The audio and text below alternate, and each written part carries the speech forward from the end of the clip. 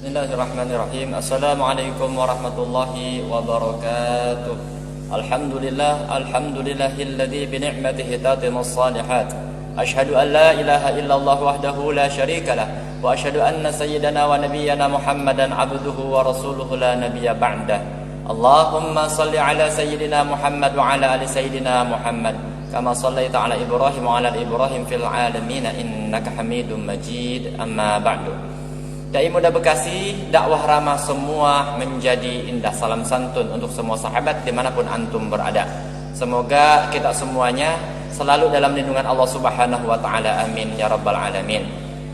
Salawat dan salam semoga selalu selamanya terlimpah curah kepada junjungan alam Nabiullah Muhammad sallallahu alaihi wasallam, kerabatnya, sahabatnya, keturunannya, dan juga semoga mudah-mudahan kita termasuk di dalamnya. Amin ya rabbal alamin. Sahabat, kalau kita bahas tentang pribadi Rasulullah pada kesempatan kali ini, maka tentunya tidak akan pernah cukup waktu kita untuk membahas tentang sosok pribadi Rasulullah, dikarenakan durasi yang sangat singkat pada kesempatan kali ini. Sebagaimana juga singkatnya waktu kehidupan yang Allah berikan kepada kita di dunia ini. Sahabat, walaupun sangat singkatnya kehidupan kita di dunia, akan tetapi marilah sama-sama kita jadikan singkatnya waktu yang Allah berikan dapat menjadi waktu-waktu yang berkualitas. Waktu yang berkualitas adalah waktu di mana setiap dentuman jantung kita ini diiringi dengan mengingat Allah Subhanahu wa ta'ala. Serta juga agar bagaimana setiap hembusan nafas kita yang kita keluarkan diiringi pula dengan zikrullah kepada Allah. Itulah yang disebut dengan waktu-waktu yang berkualitas. Kesimpulannya adalah agar bagaimana kita mampu menyertakan Allah di dalam setiap sendi kehidupan yang sudah kita lewati. Sebagaimana perintah Allah dalam Al-Quran, Allah berfirman, "Udhkuruni yadhkurukum." Ingatlah aku, kata Allah, niscaya aku akan mengingatmu. Sahabat, karena setiap detik demi detik amatlah berharga, maka janganlah sampai kita melewati waktu-waktu tersebut dengan kelalaian kita. Baik sahabatku, dimanapun antum berada yang saat ini sedang live menyaksikan tausiah singkat pada kesempatan kali ini, maka berikut ini akan saya bawakan muhasabah diri yang berkaitan dengan tema peran pemuda dalam memajukan bangsa. Sahabat Dai Muda Bekasi, kalau kita berbicara masalah pemuda, maka tentunya hal ini tidak akan bisa lepas dari bagaimana kita memandang serta memproyeksi akan seperti apa dan bagaimana kelak kehidupan bangsa ini di masa akan datang. Maka marilah kita bersama-sama memperbaiki akhlak para pemudanya, baik akhlak kepada Allah serta juga akhlak kepada sesama manusia, sebagai bentuk ikhtiar kita sebagai pemuda dalam membangun bangsa. Bahasa kekiniannya adalah revolusi akhlak. Dan hal itu sangat sesuai dengan tujuan diutusnya Rasulullah ke alam dunia ini, yaitu Rasul bersabda, "Innama bu'istu liutammima makarimal akhlaq." Sesungguhnya aku diutus, kata Rasulullah, untuk menyempurnakan akhlak yang mulia. Wahai kalian para pemuda penerus bangsa, dengar dan perhatikanlah sebuah pesan singkat untuk para pemuda generasi bangsa. Pesan yang pertama adalah agar bagaimana kita semua mampu menjadi seorang pemuda atau pemudi yang mampu berperan dalam memajukan bangsa. Seperti apakah sosok pemuda yang bisa memajukan bangsa?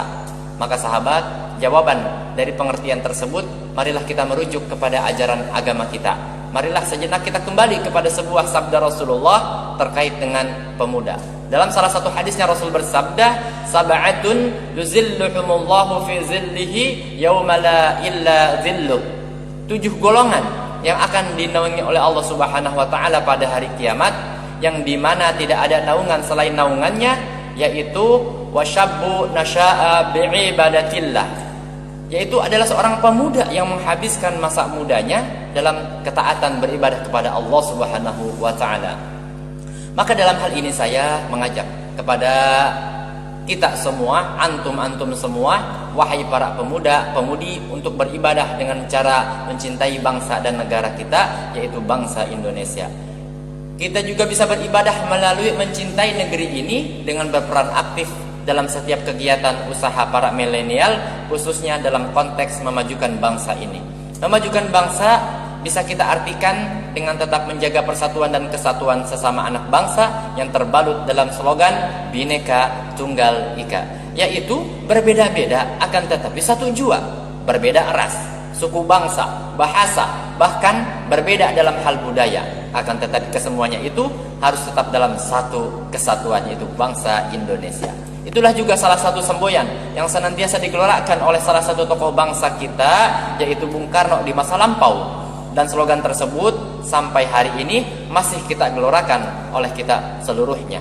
Namun sahabat, sungguh amat disayangkan, slogan tersebut hanya baru sampai ucapan lisan kita saja, tanpa aplikasi dalam kehidupan anak bangsa. Kenapa saya sampaikan baru sebatas ucapan lisan saja? Karena pada faktanya di kehidupan nyata pada saat ini, sungguh kita semua menyaksikan para anak bangsa sangat mudah sekali kita terprovokasi dan terpecah belah antara sesama anak negeri. Jangan hanya karena beda warna bendera sehingga kita mudah menjustifikasi yang di luar kita itu salah. Itulah hal-hal yang diantaranya yang bisa memecah belah persatuan dan kesatuan bangsa.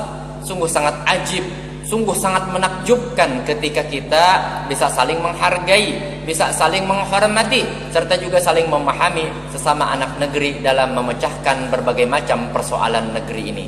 Maka sudah seharusnya lah kita duduk berembuk, bermusyawarah untuk mencapai suatu kesepakatan dalam setiap permasalahan.